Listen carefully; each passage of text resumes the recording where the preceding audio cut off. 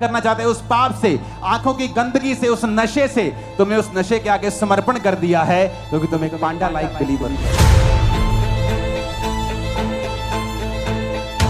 अगर आपको बढ़ना है, आपको बुद्धि से चलना होगा कि तुम आशीषों के बाद पवित्रताई में, वफादारी में रहोगे।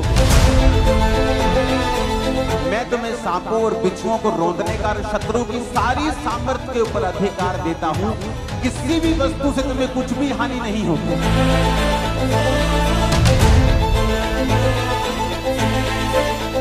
जब बाइबल कहती है कि इजरायली लोग प्रार्थना कर रहे थे कि परमेश्वर हमें इस मजदूरी से, इस दुखी कामों से छुड़ा जिससे उनका जीवन दुखी हो गया था, तो बाइबल कहती है परमेश्वर ने मूसा को भेजा और मूसा के जरिए अपने वचनों को भेजा। मेरा विश्वास है कि ये वचन जब आप सुनेंगे, आपके हृदय से परमेश्वर बात करेगा और आप छूट जाएंगे अज्ञानता से भी, शैतान से भी, बंधनों से भी। इसलिए बाइबल कहती है कि सुलेमान ने इस धरती के ऊपर जितनी चीजें थी, सूर्य से लेके, चंद्रमा से लेके, मछलियों से लेके, घोड़ों से लेके, फूल पक्षियों से लेके, हर एक चीज की उसने चर्चा की, क्योंकि परमेश्वर ने उसे बुद्धि का वरदान दिया था। जब उसमें बुद्धि का वरदान था तो उसे सब चीजों की नॉलेज थी। परिवार में कैसे चलना है, दोस्तों के साथ कैसे चलना है, समाज के साथ कैसे चलना है, परमेश्वर ने सब प्रकार की बुद्धि उसे दी थी। उसने अपने जीवन में गलतियां की, लेकिन उसे वो मालूम था कि वो गलतियां हैं, और उसने उन गलतियों का जिक्र भी नीति वचन में किया। जो उसने खुद की, उसने उनका जिक्र भी किया। जब बुद्धि आप में परमेश्वर की बात करती है और आपके अंदर ठहर जाती है, ये आपके छुटकारे का कारण ठहरती है। इसलिए कहा जाता है कि जो नॉलेज है, जो इंफॉर्मेशन है, जो नॉलेज है, वो फ्रीडम है।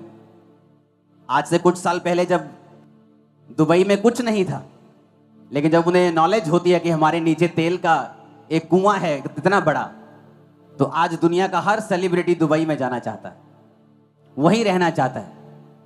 आज चर्च के कितने बिलीवर्स हैं जो वहां पर मिलियनियर्स हैं, क्योंकि जब आपको नॉलेज होती है, ये फ्रीडम लेके आती है।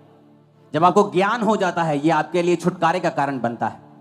इसलिए मैंने संडे को समझाया था कि परमेश्वर ने कहा ज्ञान के बिना उसकी प्रजा क्या हो रही है, नाश हो रही है। अपने पड़ोसी को बोलो, बिना ज्ञान के प्रजा नाश होती और बंधनों में जाती है। तो जब आपके अंदर ज्ञान नहीं होता, परमेश्वर ने यह नहीं कहा कि शैतान के कारण मेरी प्रजा नाश हो रही है, या शैतान के कारण मेरी प्रजा में बीमारियां फैल रही हैं, शैतान के कारण मेरी प्रजा में जादू टोना फैल रहा है। परमेश्वर ने कहा जादू टोना, शैतान, सब कुछ मैंने तुम्हारे बस में कर दिया है। किसी भी वस्तु से तुम्हें कुछ भी हानि ना होगी। मैं तुम्हें सांपों और बिच्छुओं को रौंदने का और शत्रु की सारी सामर्थ्य के ऊपर अधिकार देता हूं। किसी भी वस्तु से तुम्हें कुछ भी हानि नहीं होगी। तुम्हारे गांव में, तुम्हारे मोहल्ले में वो 50 साल से जो तांत्रिक बैठा है, चाहे तुम 6 महीने के विश्वासी हो, तुम उससे 1 करोड़ गुना भारी हो, तुम उससे 1 लाख गुना भारी हो, मैं सच कह रहा हूं। बात यह है कि अब चर्च को उस जगह के ऊपर लाया जाए जहां से चर्च को यह बात की नॉलेज हो जाए कि अगर हमारे अंदर परमेश्वर का ज्ञान नहीं है तो शैतान कभी भी आपको हरा सकता है।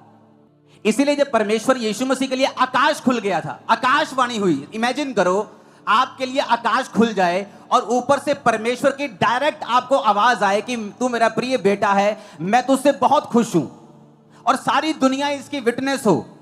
और तो भी शैतान यीशु मसीह के पास आकर कहता है यदि तू परमेश्वर का बेटा है तो इन पत्थरों को बोलिए रोटियां बन जाएं।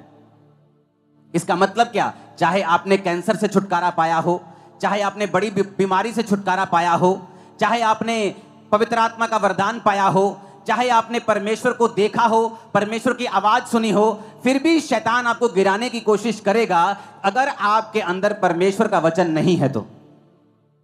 तो यीशु मसीह ने तब शैतान को यह नहीं कहा कि शैतान मेरे लिए आकाशवाणी हुई थी कि मैं उसका प्रिय बेटा हूं। परमेश्वर ने कहा शैतान, लिखा है इंसान केवल रोटी से नहीं परंतु परमेश्वर के मुख से निकले एक एक वचन से जीवित रहेगा। यानी अगर परमेश्वर यीशु मसीह को भी वचन का ज्ञान नहीं होता तो भी वो शैतान को हरा नहीं पाते। इसलिए आपने ये बहुत ध्यान से देखा होगा कि प्रभु यीशु मसीह को स्क्रिप्चर्स की, बाइबल की बड़ी अच्छी नॉलेज थी। जब वो आराधनालय में बाइबल पढ़ने के लिए यशाया की पुस्तक पढ़ रहे थे कि यहोवा का आत्मा मुझ पे है, तो परमेश्वर ने कहा था आज ये लेख तुम सबके सामने पूरा हुआ है क्योंकि ये वचन मेरे लिए लिखा गया था। कितने मेरी बातों को समझ रहे हैं? मैं अभी वचन पे नहीं आया हूं, मैं आपका बेस बना रहा हूं। कि क्यों वचन को सुनना और समझना और इस पे चलना हमारे लिए इंपॉर्टेंट है। हालेलुया। आज जो बिलीवर्स हैं उनके लिए परमेश्वर ने एक मैसेज दिया है मुझे, और जब आप ये मैसेज सुन रहे होंगे तो परमेश्वर का आत्मा आपसे बात करेगा 100%। तो सबसे पहली चीज जो वचन ये कहता है कि हमें किस चीज की जरूरत सबसे ज्यादा है। नीति वचन 2:4 में लिखा है, तू बुद्धि को चांदी के समान ढूंढे और गुप्त धन के समान उसकी खोज में लगा रहे। परमेश्वर ने अलग अलग जगह पे नीति वचन में बाइबल में लिखा है कि कुंदन अगर एक साइड रखा हो, सोना रखा हो, हीरे मोती रखे हो और एक साइड पे बुद्धि रखी हो, तो हमेशा बुद्धि को चुनना। अगर तेरे पास बुद्धि है तो तू ऐसे हीरे मोती सोना बहुत कुछ कमा सकता है और उन्हें बनाए रख सकता है। लेकिन अगर तेरे पास बुद्धि नहीं है तो तू सोना और चांदी तेरे पास आ सकती है, लेकिन बुद्धि ना होने की वजह से वो थोड़े ही दिनों की होगी। तो परमेश्वर ने हमेशा ये वचन में लिखा है कि जो बुद्धि है वो तेरे पास हमेशा होनी चाहिए।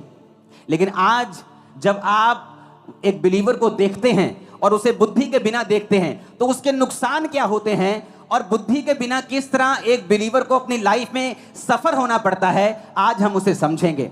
आज के वचन का जो शीर्षक है उसका नाम है ए पांडा लाइक बिलीवर।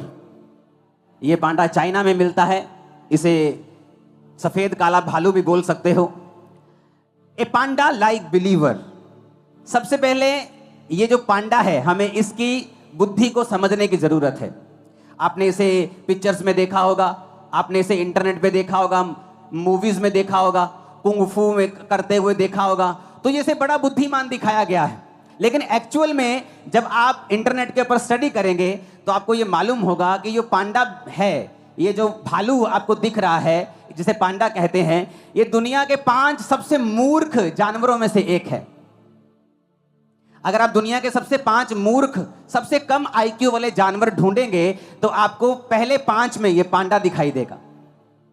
ये इतना मूर्ख है कि चाइना में जो लोग इसको संभालते हैं, तो अगर आप स्टडी करेंगे आपको मालूम होगा कि जब वो इसको संभालते हैं तो 24 घंटे पांडा के साथ रहना पड़ता है। क्यों? ये इतना डम्ब है कि जब ये पेड़ पे चढ़ता है तो गिर जाता है, ऊंची जगह पे गिरता है। ये देखता नहीं कि यहाँ पे आगे जगह नहीं है या इसका किनारा थोड़ा तीखा है, मैं गिर जाऊंगा, और ये बार बार गिरता है। इसकी बुद्धि जो है वो बहुत कम है। आज हमारे बहुत से बिलीवर इस पांडा की तरह हैं। आपको पता है ये पांडा क्या खाता है? अगर आप इसकी स्टडी करें तो ये बांस खाता है। रीजन क्या? बांस में सबसे कम एनर्जी होती है, तो इसे लगातार बांस को 14 घंटे एक दिन में खाना पड़ता है अपनी एनर्जी को पूरा करने के लिए। जबकि ये अगर और चीज खाए तो 2-3 घंटे में अपनी एनर्जी पूरी कर सकता है। लेकिन प्रभु को मालूम है पांडा जो है ये एक मूर्ख प्राणी है। ये जो बांस के पेड़ आप देख रहे हो ये सिर्फ बांस खाता है, और भी चीजें खाता है, लेकिन सबसे ज्यादा ये बांस को ही खाता है। तो बांस को जब ये खाता है तो बांस में एक खासियत है, बांस में बिल्कुल भी एनर्जी नहीं होती। तो इसको अपनी एनर्जी तक, पूरी एनर्जी लेने के लिए 14 घंटे लगातार खाना पड़ता है ताकि इसकी एनर्जी जो है वो कंप्लीट हो जाए। अब लगातार इसको खाना पड़ता है, लेकिन बहुत सा खाना बिना पचे भी इसके पेट से निकलता है। मैं ये क्यों आपको बता रहा हूं, ऐसा क्यों बनाया गया इसे, लोगों के पास इसका उत्तर नहीं है, लेकिन मैं आपको बताता हूं आत्मा के जरिए। पांडा एक मूर्ख जानवर है, तो परमेश्वर इसको कम से कम समय देना चाहता है कि ये खाने के बाद इतना ही फ्री हो कि ये कम से कम गिर सके। क्योंकि अगर इसके पास 3 घंटे खाने के बाद, 10 घंटे 12 घंटे सोने के बाद 15 घंटे हो गए, फिर भी 9 घंटे बाकी हैं पूरे दिन में, तो 9 घंटे अगर ये लगातार घूमेगा फिरेगा तो ये बहुत जल्दी मर जाएगा। तो परमेश्वर इसको ऐसा खाना देते हैं, जबकि अगर अंदर इसकी साइंटिस्ट ने जब स्टडी की तो ये मीट भी खा सकता है, लेकिन ये मीट नहीं खाता। और साइंटिस्ट को मालूम नहीं कि मीट क्यों नहीं खा रहा, क्योंकि परमेश्वर को जानता है कि ये एक डम्ब एनिमल है और अगर ये जल्दी खाकर फ्री हो जाएगा तो ये अपना नुकसान करेगा। बहुत से पास्टर्स को मैंने देखा है, परमेश्वर उन्हें एक मूर्ख पांडा की तरह समझता है, और बहुत से बिलीवर्स को मैंने देखा है, और परमेश्वर जब आपको देखता है तो इस फोटो की तरह देखता है, ए पांडा लाइक बिलीवर। जब परमेश्वर आपको फोटो की तरह देखता है, देखने में तो बड़े क्यूट हैं, बड़े सुंदर हैं, लेकिन आत्मिक रूप से आप एक मूर्ख विश्वासी हैं। जब एक पास्टर, जब एक सेवक, एक विश्वासी आत्मा में समझदार नहीं होगा, तो परमेश्वर ये मेक श्योर करेंगे कि तुम लोग इतने झंझटों में और शैतान के बंधनों में थोड़ा थोड़ा फंसे रहो और तुम पूरी तरह से फ्री ना हो पाओ, क्योंकि जैसे ही तुम फ्री होगे तुम अपना नुकसान कर लोगे। बहुत से लोग अगर आज के दिन इस चर्च में हील हो जाएं, मैं गारंटी देता हूं अगले 3 महीने के अंदर वो व्यभिचार में फंस जाएंगे। अगर आज एक गरीब आदमी है, 10 साल बाद उसने एक घर लिया, मैं उसे अमीर समझता हूं कि वो ग्रो हुआ। एक अमीर आदमी है, उसके पास एक घर है, 10 साल बाद भी उसके पास वही है, वो एक गरीब है, क्योंकि उसने अपनी ग्रोथ को त्याग दिया है या उससे हो नहीं रहा।